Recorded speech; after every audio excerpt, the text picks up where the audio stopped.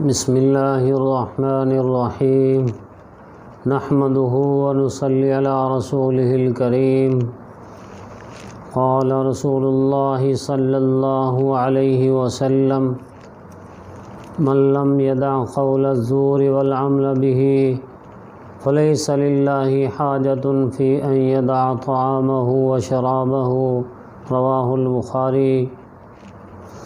حضرات گرامی، برادران اسلام، ہم مسلمان روزہ رکھتے ہیں۔ روزے کا اجر اللہ تبارک و تعالی نے اس قدر زیادہ رکھا ہے، اس قدر زیادہ ہے کہ ہم اس کا تصور بھی نہیں کر سکتے۔ حدیث پاک میں آتا ہے ابن آدم کے نیکی کا اجر 10 گنا سے 700 گنا تک بڑھا دیا جاتا ہے، اور اللہ تعالیٰ نے فرمایا الا الصوم فإنه لی وأنا أجزی بہ۔ آپ صلی اللہ علیہ وسلم نے فرمایا کہ اللہ تعالیٰ فرماتے ہیں قال اللہ تعالیٰ الا الصوم فإنه لی وأنا أجزی بہ، کہ روزہ یہ میرے لیے ہے، میں ہی اس کا اجر دوں گا۔ تو شارحین حدیث لکھتے ہیں اس کا مطلب یہ ہے کہ ہم اس کے اجر و ثواب کا تصور نہیں کر سکتے، اس قدر زیادہ ہوگا۔ اور باقی اعمال کا اجر اللہ تعالیٰ فرشتوں کے حوالے کریں گے کہ فلاں فلاں عمل کا اجر میرے بندے کو دے دو، لیکن روزے کا جو اجر ہے، ثواب ہے، یہ اللہ تبارک و تعالی خود بندے کو عطا فرمائیں گے بغیر فرشتے کے واسطے۔ تو اس قدر اللہ تعالی نے اس عمل یعنی روزے کا اجر رکھا ہے، تو ہم سب پر ضروری ہے کہ ہم اس کو اچھے طریقے سے حاصل کریں۔ ایک تو یہ ہے کہ جن چیزوں سے روزہ ٹوٹتا ہے ان چیزوں سے بچیں۔ کن چیزوں سے روزہ ٹوٹتا ہے ان کا تذکرہ پہلے آ چکا ہے۔ ظاہری اعتبار سے روزہ جن چیزوں سے ٹوٹ جاتا ہے، اور ایک چیز یہ بھی ذہن میں رکھی جائے، دمے کے مریض جو انہیلر پمپ منہ میں رکھ کے استعمال کرتے ہیں، اس سے بھی روزہ ٹوٹ جاتا ہے۔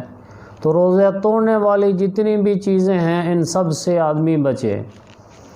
اور دوسری بات یہ ہے کہ ساتھ ساتھ آدمی گناہوں سے بچے۔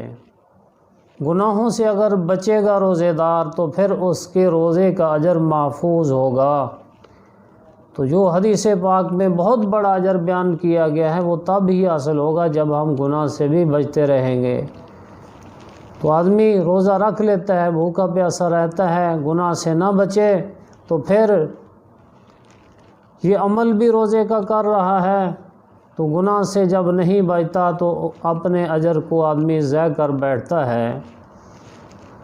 بخاری شریف کی حدیث ہے، آپ صلی اللہ علیہ وسلم نے فرمایا من لم يدع قول الزور والعمل به فليس لله حاجة في ان يدع طعامه وشرابه، کہ جس نے جھوٹی بات کو نہ چھوڑا اور جھوٹے کام کو نہ چھوڑا تو اللہ اس کی پرواہ نہیں کریں گے کہ اس نے کھانا پینا چھوڑ رکھا ہے۔ تو اللہ تعالیٰ اس کی کوئی پرواہ نہیں کریں گے کہ اس نے کھانا پینا چھوڑ رکھا ہے۔ یعنی آدمی زبان کے جتنے گناہ ہیں ان سب گناہوں سے بچے۔ مثلا جھوٹ ہے اور جھوٹی گواہی ہے اور غیبت ہے اور چغلی ہے اور طرح طرح کے گناہ ہیں، کسی پہ افتراء باندھنا ہے، الزام لگانا ہے جھوٹا۔ تو ہر طرح کے جو زبان کے گناہ ہیں ان سے آدمی بچے۔ والعمل بہ، تو اس کے اندر جو باقی اعضاء کے گناہ ہیں اس کا تذکرہ آ گیا۔ تو آدمی آنکھ کے گناہوں سے بچے، کان کے گناہوں سے بچے، ہاتھ کے گناہوں سے بچے، پاؤں کے گناہوں سے بچے، ہر طرح کے گناہوں سے بچے گا تب یہ اجر حاصل ہوگا۔ اور حدیث پاک میں آتا ہے کم من صائم لیس لہ من صیامہ الا الظمأ، کہ بہت سے روزے دار ایسے ہوتے ہیں کہ ان کو سوائے پیاسا رہنے کے اور کچھ حاصل نہیں ہوتا۔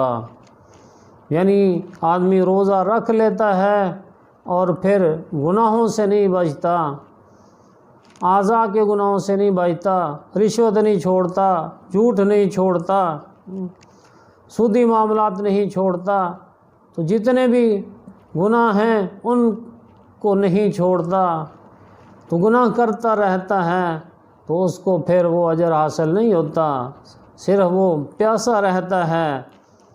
تو بہت سے روزے دار ایسے ہیں، حدیث پاک میں آیا کہ ان کے روزے کا اور کچھ نہیں ہے سوائے پیاسا رہنے کے، تو ایسے لوگ اپنے اجر کو ضائع کر بیٹھتے ہیں۔